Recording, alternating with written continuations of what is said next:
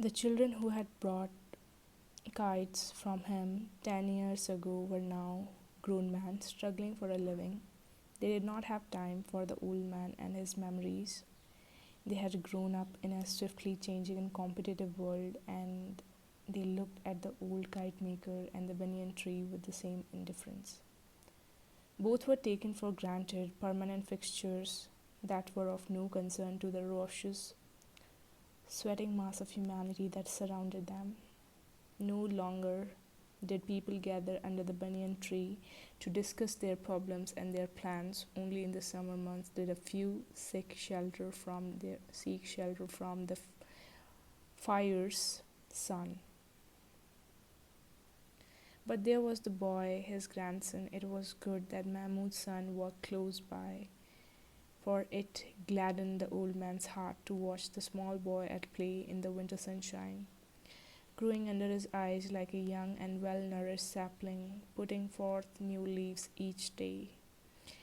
There is a great affinity between trees and man. We grow at much the same pace. We are not hurt or starved or cut down. In our youth, we are resplendent. In our youth, we are resplendent creatures, and in our declining years, we stoop a little, we remember, we stretch our brittle limbs in the sun, and then, with a sigh, we shed our last leaves. Mahmud was like the banyan, his hands gnarled and twisted like the roots of the ancient tree.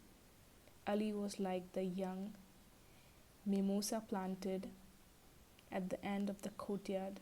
In 2 years, both he and the tree would acquire the strength and confidence of their early youth.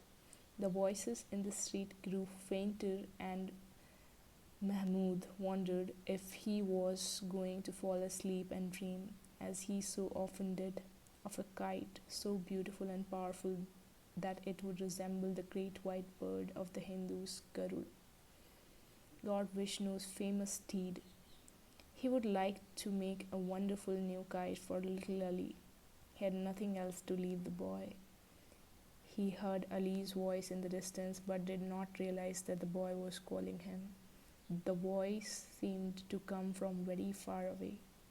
Ali was at the courtyard door asking if his mother has yet returned from the bazaar.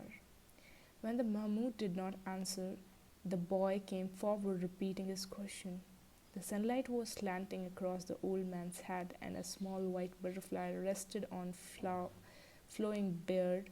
Mahmud was silent, and when Ali put his small brown hand on the old man's shoulder, he met with no response. The boy heard a faint sound like the rubbing of marbles in his pocket. Suddenly, afraid, Ali turned and moved to the door, and then ran down the street shouting for his mother. The butterfly left the old man's beard and flew to the mimosa tree, and a sudden gust of wind caught the torn kite and lifted it into the air, carrying it far above the struggling city into the blind blue sky. And that's the wrap of our story, The Kite Runner by Ruskin Bond.